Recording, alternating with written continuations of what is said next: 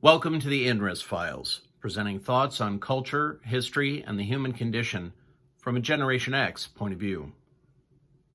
As someone who was born at the leading edge of Generation X, I'm increasingly reminded that life is relatively short. Friends, relatives, and casual acquaintances are, here and there, shuffling off their mortal coil, and it occurs to me that there are a number of things that I've been wanting to say to my own kids as well as other family members and peers, but that I can no longer rely upon that someday arriving to have those conversations. Recently, I was reminded of a question that a friend of mine had once posed. Do you believe in love at first sight? I don't know what motivated the question at the time. That particular friend and I had been introduced by mutual friends at a time when we were both just a few years out of college, trying to figure out what to do with our lives and what was our place in the world. The question was kind of out of the blue, although it came up within the context of talking about past relationships, and one in particular that had ended particularly badly for her. Do you believe in love at first sight? Perhaps she was asking because she felt that was her experience with this man with whom she had recently had a devastating breakup. Or perhaps she was asking because she had the experience with someone else. Or maybe she was asking because she had never experienced it, and was wondering if it was an actual thing and not some nonsense made up to motivate characters in a movie. Do you believe in love at first sight? She asked. Nah, I said. I was young and stupid and exceedingly cynical for mid-20-something. I couldn't tell you how I came to be so cynical, but as much as I wanted to believe that people were generally good when left up to their own devices, and as deeply as I had fallen in love and in lust previously, that kind of talk made me uncomfortable. I couldn't tell you why, but nah, I said. I think you can be instantly attracted, sure, but I think love is something you develop over time. I was in my mid-20s, I was not terribly well experienced, and I was a fool. The woman who I eventually fell in love with and subsequently married, well, we'd known each other as casual acquaintances at college for a few years. We kept bumping into each other after graduation in different cities, and we'd say, we should get together sometime, and then we wouldn't. But we'd keep bumping into each other, and finally, on one occasion, we said, well, we keep saying we should get together. Let's get together. So we did. I think we got together for a meal and a movie, and that was fine. And then we got together again soon after for a lunch and a walking date in the downtown area. Boston truly is an amazing city to walk around. And we simply had a genuinely good time.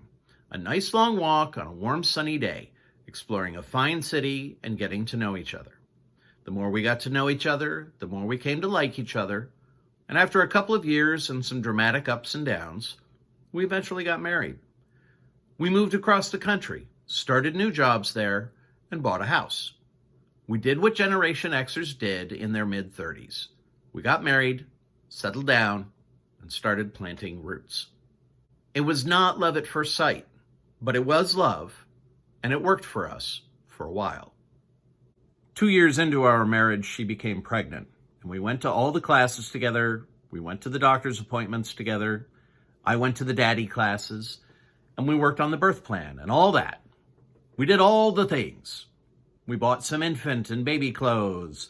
We bought and assembled the crib, and then there was the high chair and other furniture. The doctor warned us that birthing plans often are great to think of, but typically get thrown out the window when reality shows up with something else in mind. Reality showed up with other things in mind, and we threw the birthing plan out the window when an emergency C-section became necessary. I sat on the side of the curtain where I could talk with my wife while the doctors worked on the other side of the curtain. And then we could hear a lot of action was happening. One of the doctors said, "Dad, would you like to come meet your son?" This was after one of the other doctors said, "Look at his feet." Apparently his feet were very large for a newborn. Anyway, I was reluctant to leave my wife's side, but I got up and headed to the area where the pediatrician was heading. She was carrying our baby boy, who was kind of purple but pinking up quickly. I can't remember what kinds of sounds he was making, but I don't recall him crying. But whatever sounds he was making Just seeing him and hearing him, it hit me with an absolute inevitability, like a sledgehammer hitting a souffle. Total, unconditional, irrevocable love. I immediately knew that I would do whatever was necessary to protect him. I'd throw myself on a grenade if need be.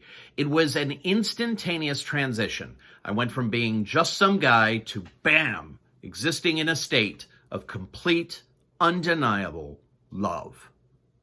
The doctor performed the APGAR tests and the cleanup quickly and efficiently. I was holding the baby in no time and then bringing him to meet his mother. And understand this, too. This was not a jealous love. This wasn't a possessive love. This was a love that made everything bigger. And sharing my love for him with his mother in those first few seconds was the most amazing feeling. Make no mistake, my love for his mother was real, as is my love for my parents and other family members, and as has been my love for my friends and lovers throughout my life. I absolutely believe that love forged and tested in the fire of time can be as strong as any emotional bond a human can make. But this was something new to me. It was just as complete, just as deep, just as true, but the bond was instantaneous. I wasn't expecting it. I'd had no warning that this kind of thing happened, and I'd never speculated that it would.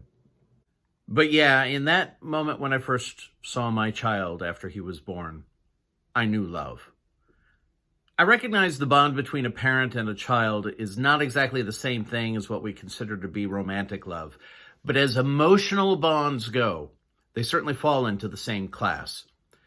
If it can happen for one kind of love, I have no difficulty imagining it can happen for others. Do I believe in love at first sight? Yes. Yes, I do. Thank you for checking out the INRIS Files, and we'll see you again next time.